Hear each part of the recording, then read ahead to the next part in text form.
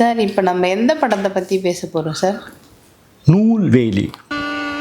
வந்தே விஷ்ணும் பவபயஹரம் சர்வலோகைகநாதம்.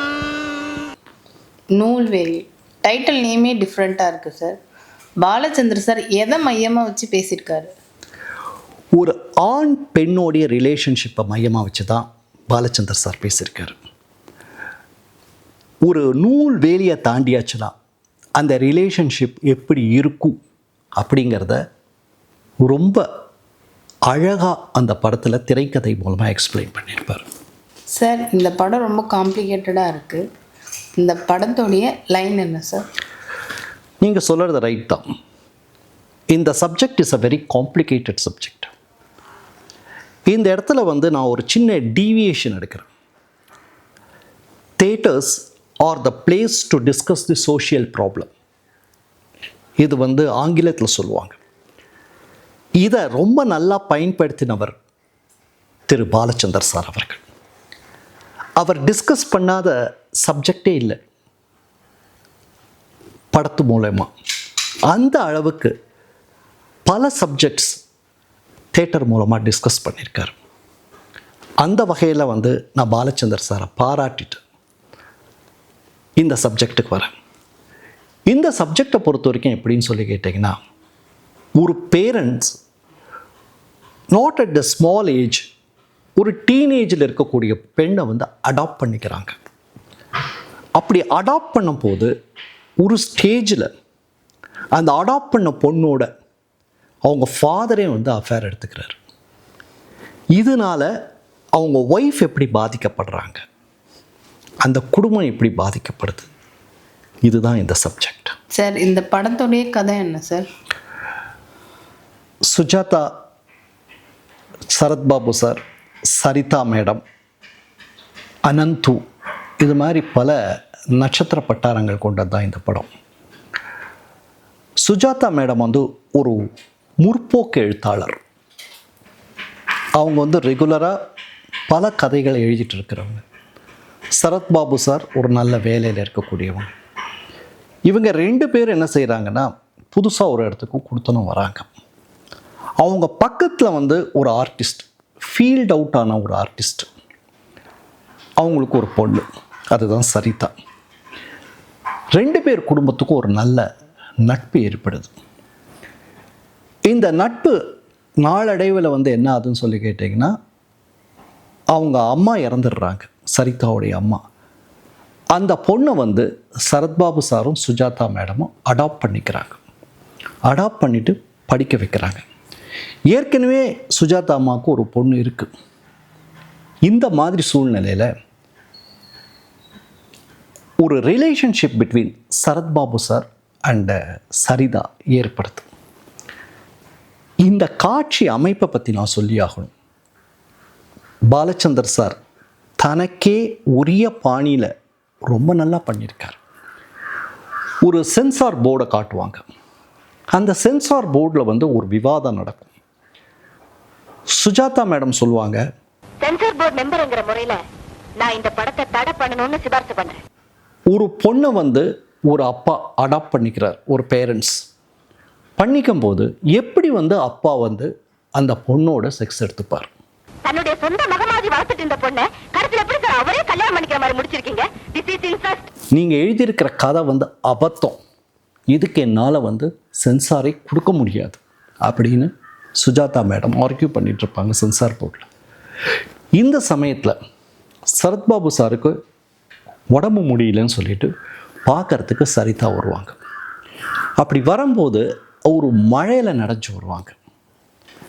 அந்த மழையில் ட்ரெஸ்ஸு மாற்றிப்பாங்க. என்ன காரணம் காமிச்சு தப்பிச்சுக்கலான்னு பார்க்குறியா?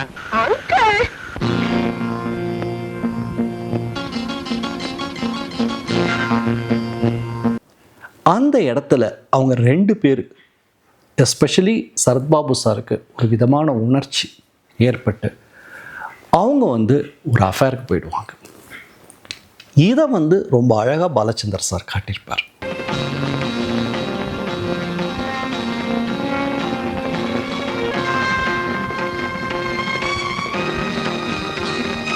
அந்த சமயத்தில் சென்சார் போர்டில் பேசி முடிச்சுட்டு அவங்க காரில் வருவாங்க. இன்டர்கட் ஷாட்டில் வந்து இவங்க 2 பேரும் சேர்ந்து இருக்கிற மாதிரி. வீட்டுக்கு முன்னாடி வந்து கார் நிற்கும். குழந்தைய கூட்டிகிட்டு நேராக வருவாங்க. வந்து அவங்க ரூமை திறந்து பார்ப்பாங்க. அப்படியே ஷாக் ஆகி நிற்பாங்க. சரிதாவோட சரத்பாபு சார் இருக்கிறத பார்த்துட்டு டம் ஃபவுண்டாக இருப்பாங்க. டக்குன்னு தன் குழந்தை பார்த்துடக்கூடாதுங்கிறதுக்கோசரம்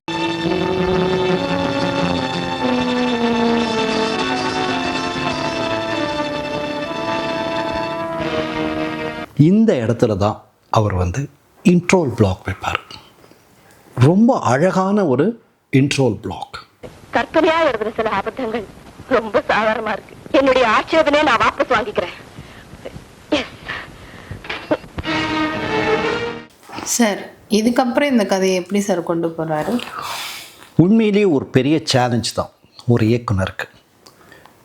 இதை பார்த்ததுக்கப்புறம் சுஜாதா மேடம் கோவம் வந்து அவங்க அப்பா கிட்ட போய் இருப்பாங்க. ஏமா இவ்வளவு தூரம் ஆனப்புறம் அவங்க 2 பேரும் தனியா இருக்கிற மாதிரி ஒரு சந்தர்ப்பத்தை ஏற்படுத்தி கொடுத்துட்டு வந்திருக்கியே. ஆமா, வேணும்னு தான் அப்படி செஞ்சுட்டு வந்திருக்கேன். அவங்க அப்பாவை வந்து ரொம்ப யதார்த்தவாதியாக அந்த கேரக்டரைசேஷன் பண்ணியிருப்பார் திரு பாலச்சந்தர் சார் அவர்கள். என்ன மாப்ள, போன மாசம் ஈகா தியேட்டர்ல பார்த்தது ரொம்ப நல்லா இருந்தது இல்ல? படம் இல்ல, தப்பு நடந்துருச்சு, இதை வந்து எப்படி சரி பண்ணணும் அப்படிங்கிற மாதிரி பாரு அப்படிங்கிற மாதிரி அட்வைஸ் பண்ணி அனுப்புவார். அதுக்குள்ளே அந்த லேடிஸ்க்கே உரிய ஒரு இமேஜினேஷன். சரிதா கிட்ட இவர் இப்படி நடந்துப்பாரோ, சரிதா கிட்ட அவர் அப்படி நடந்துப்பாரோ அப்படிங்கிறதெல்லாம் அவங்க இமேஜினேஷன் பண்ணுவாங்க. அதெல்லாம் ரொம்ப நல்லா பிக்சரைஸ் பண்ணியிருப்பார் திரு பாலச்சந்தர் சார் அவர்கள்.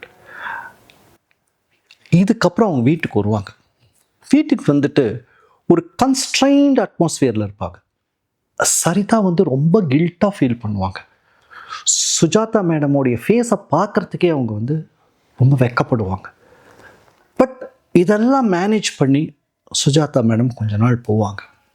ஒரு ஸ்டேஜுக்கு அப்புறம் அவங்க வந்து சரிதாவும் தனியாக போயிடுவாங்க, சுஜாதாவும் தனியாக போயிடுவாங்க. Sarath Babu sir will be left all alone. இந்த மாதிரி சூழ்நிலையில் அவங்க அப்பா போய் சரிதா கிட்ட சொல்வார், அம்மா நீதாம்மா இந்த ஃபேமிலியை சரி பண்ணணும் அப்படிப்பார். சரி அப்படின்னு சொல்லிட்டு மீன் டைம் சரிதாவுக்கு ஒரு குழந்தை பிறந்திருக்கும். அவங்களுடைய பிறந்தநாள். அந்த பிறந்த நாளுக்கு வந்து அவங்க ஒரு பெரிய பார்ட்டி கொடுப்பாங்க ஒரு மொட்டை மாடியில். சுஜாதாவுடைய தம்பி கேரக்டர் ஒன்று இருக்கும். அவர் சொல்வார், நீ எந்த சூழ்நிலையில் இருந்தாலும் நான் உன்னை கல்யாணம் பண்ணிக்கிறேன், உன் குழந்தைய நம்மளே வளர்க்கலாம் அப்படிங்கிற மாதிரி சொல்வார். பட் சரிதாக்கு வந்து அதுக்கு அவ்வளோ உடன்பாடு இருக்காது. அந்த இடத்துல பார்ட்டி கொடுத்துட்டு ரொம்ப கலகலகலான்னு பேசிட்டு கடைசியில் அந்த குழந்தைய சுஜாதா கிட்ட விட்டுட்டு மேலேருந்து கீழே வந்து சூசைட் பண்ணிப்பாங்க. அஃப்கோர்ஸ் அப்படி தான் அந்த ஒரு எண்டிங் கொடுத்தாகணும், வேறு வழி இல்லை இந்த கதைக்கு. பட் ஒவ்வொருத்தருடைய உணர்வை ரொம்ப நல்லா பிரதிபலிச்சிருப்பார் திரு பாலச்சந்தர் சார் அவர்கள். சரிதாவுடைய உணர்வு, சுஜாதாவுடைய உணர்வு, சரத்பாபு சாரோடைய உணர்வு, இதெல்லாம் ரொம்ப நல்லா பிரதிபலிச்சிருப்பார். இந்த இடத்துல வந்து ஒரு சாங்கை பற்றி நான் சொல்லி ஆகணும். மௌனத்தில் விளையாடும் மனசாட்சி அப்படின்னு ஒரு சாங். அந்த சாங் நீங்கள் பார்த்தீங்க அப்படின்னு சொல்லி கேட்டிங்கன்னா ஒவ்வொருத்தருடைய ஃபீலிங்ஸை வந்து இந்த சாங் மூலமாக அவர் வெளிக்கொண்டு வந்துருப்பார். அது பாலச்சந்தர் சாருக்கே உரிய ஒரு special way of telling to the audience. ரொம்ப நல்லா பண்ணியிருப்பார் அந்த சாங்கை. மௌனத்தில் விளையாடும் மனசாட்சியே ஆயிரம் நினைவாகி. அதே மாதிரி இன்னொரு சாங் இருக்கு, நானா பாடுவது நானா அப்படின்னு சொல்லிட்டு ஒரு பீச் சைட் சாங். இந்த பிஜிபி மாதிரி ஒரு இடத்துல வச்சு சாங் பிக்சரைஸ் பண்ணியிருப்பார். அந்த சாங்கும் ரொம்ப நல்லாயிருக்கும்.